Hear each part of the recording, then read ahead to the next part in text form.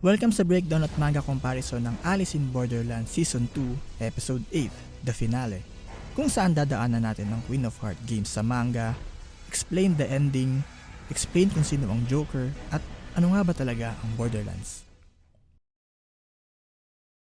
Nagsimula ang live action with Arisu and Usagi arriving to the Queen of Hearts venue located sa rooftop ng isang building. That was actually not the same case sa manga kasi the game venue was actually just held on a garden. Plus points sa live action by raising the bar here. Like, literal, tinaas talaga nila. In the live action, Mira explained the rules about the game that they will play, which is croquet. In the manga, the game rules were specified na weapons are allowed with no time and entry limit. The flow and development sa game went exactly the same sa live action, but with some minor differences and details na siyang iisa-isahin natin. Usagi was not heavily wounded sa manga pero her arm was still injured from her fight with the King of Clubs, making her unable to play croquet. Mira agreed to do a single match with Arisu pero if he fails, then it will be game over for the both of them. Mira won the first set where she was genuinely enjoying the game. They went for a break and had tea only after round 1 compared sa live action which they only did after round 2 after Arisu won. Arisu drank the tea na Mira served them. This is a very important detail to take note kasi in the live action, they never drank the tea. Mira then gave them the same virtual reality shit na they are in a form of entertainment na humans built daw from 1,000 years in the future kasi they are bored. It was further explained na because they attained pleasure, happiness, and immortality after their technical advances, they started to desire something they lost, which is the feeling of suffering. The only moment that they can truly feel alive. TLDR, humans without death cannot truly live, so for them who can't die, death has become the greatest source of amusement for them. Mira then mentioned na those who died had come back to reality from the VR game. Those who clear all the games naman are given the option to return to reality or stay as a citizen and continue playing games, which is actually not a lie. Kasi they were also provided this option when they cleared the previous games. Kaya alam ni Mira. This was actually shown in the manga kasi there is a chapter when the four of them are still players and cleared the game for the first time. Mira then revealed na the reason she all knows this is because siya ang manager ng buong VR system na ito. But then, it was just a big fat lie. Mira was just fucking with them.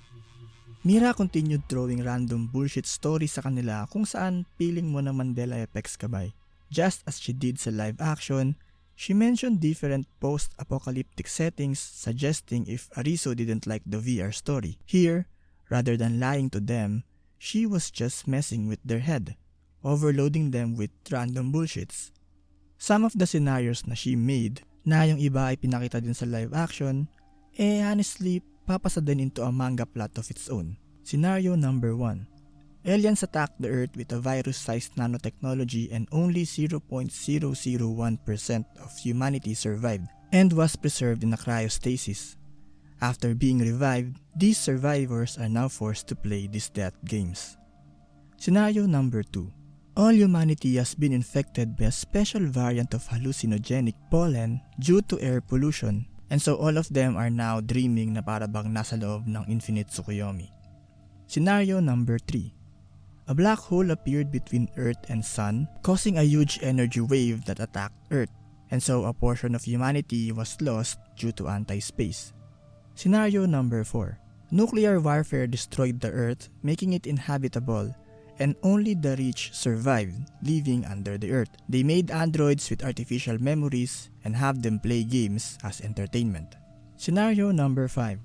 They are in a world shown to those on the brink of death in their final moments of brain activity kasi brain signals continue to function a little after death. Spoiler alert! They resume playing the second round with Arisu thinking na Mira is just messing his state of mind in order to not complete the game. Pero he was slowly falling into her pace and having thoughts of what if kung isa nga sa mga na-mention niya ay totoo. Arisu is in a dilemma. Will he just prioritize clearing the game or risk and try to find more answers kay Mira? As much as he tried to stop thinking, in the end, he was not able to resist finding the reason for all the pointless deaths he saw and slowly eating him. Mira won the second game again, pero sa live action it was Arisu, where they had another break, which sa live action, dito na nga nangyari yung pang-brainwash ni Mira. Sa manga, this is where Mira continued her attacks and provoked Arisu to kill him by bringing up his dead friends and saying na the Ten of Hearts game that they played was the one she devised.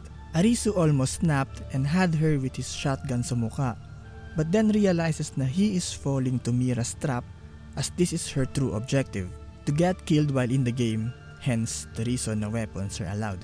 With her dying in the game kasi means it will never end, and that will leave all the players in the Borderland to just wait until their visa expires, thus bestowing them the ultimate form of despair. Arisu was able to avoid that ending, and thinking na na-checkmate niya na si Mira, he continued risking to find the truth from her, and this gave Mira the chance to pull her ace on the sleeve. This is where everything starts to become trippy. Remember the tea they drank? Yes, that was actually drugged. Taking advantage of its effect, Mira told Arisu na everything is all just an illusion happening inside his head, with the effects of drug making it more convincing. Mira was able to break into Arisu's head and convince him na he is on a counseling session to overcome his past trauma due to a certain accident, which is what happened then sa live action. Then what about Usagi? If this is all in Arisu's head, is she real? Ito rin yung same question that was posed sa live action. Yes, Mira explained na Usagi is real and they were actually together in the hospital to get treated.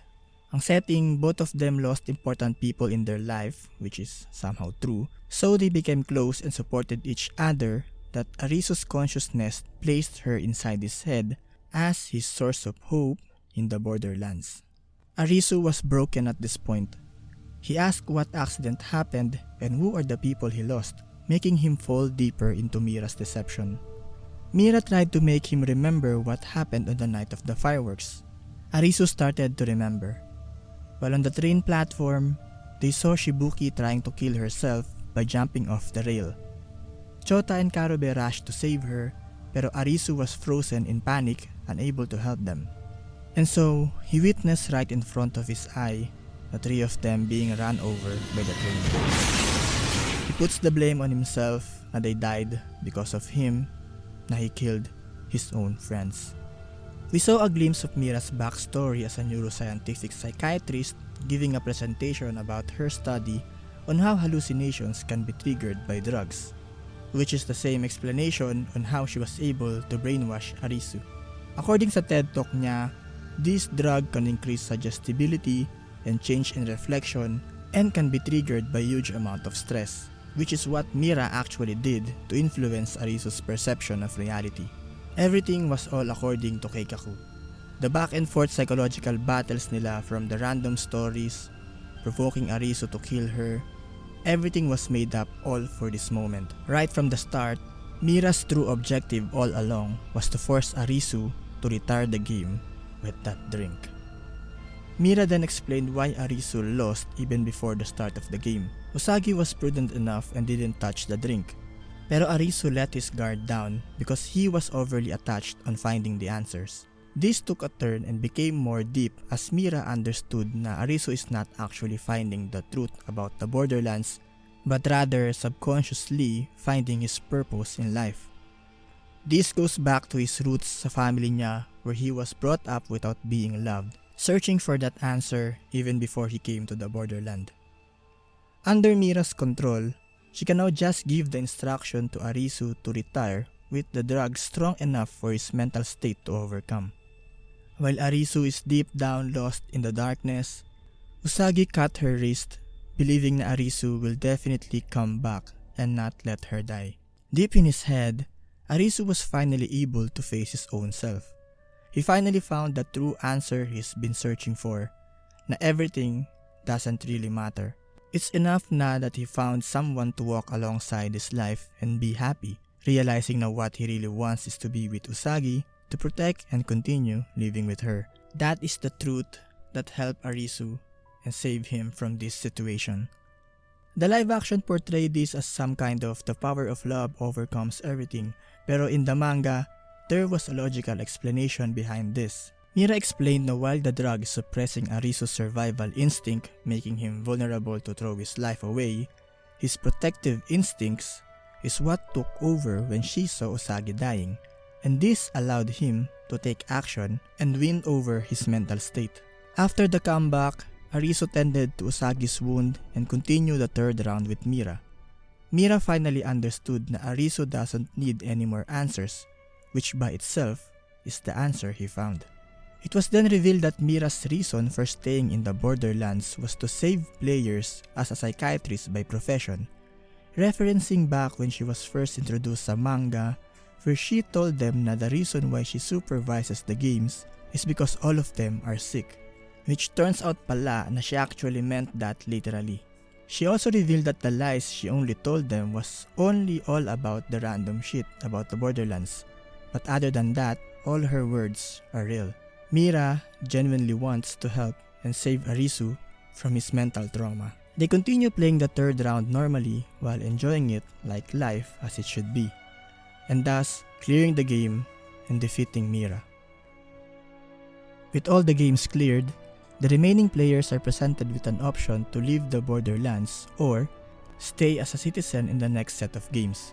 Of course, everyone declined the offer with the exception of Banda and Yaba, so most likely they'll become the new kings sa next set of games. There's a loophole I really find interesting sa live action, which is yung case ni Anne, where she never made it to give her answer after the games were cleared, pero we saw na somehow she was still able to come back to life.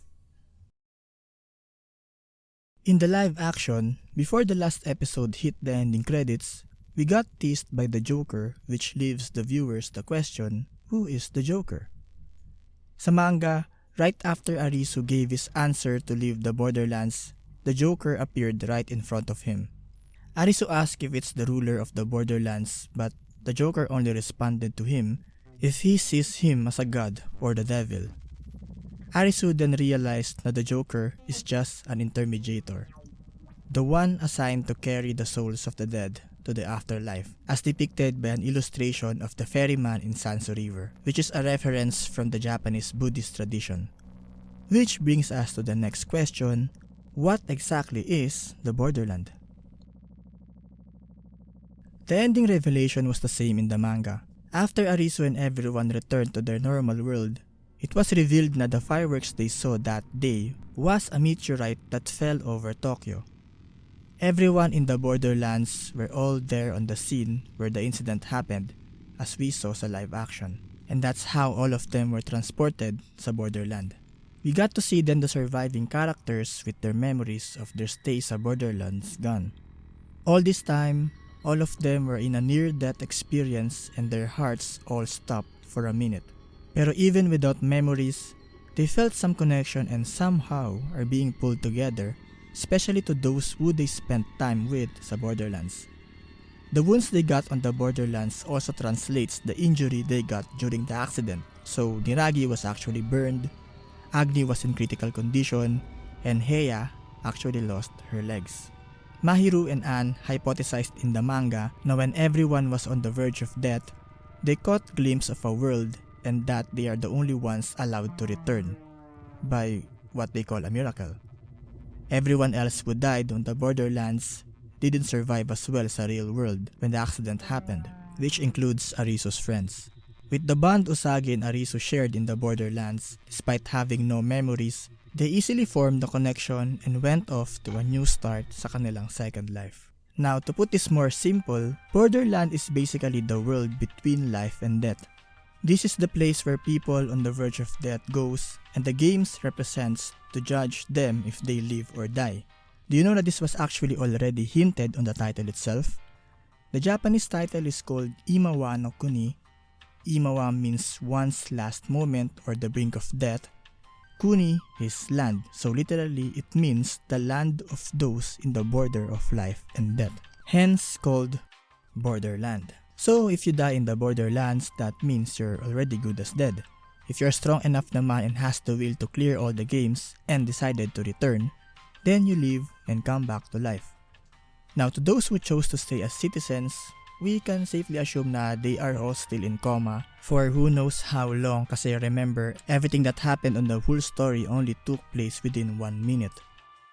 The manga ended with an interview scene 2 years after the incident, posing a question that will put you into an existential crisis. Why do you think you're alive?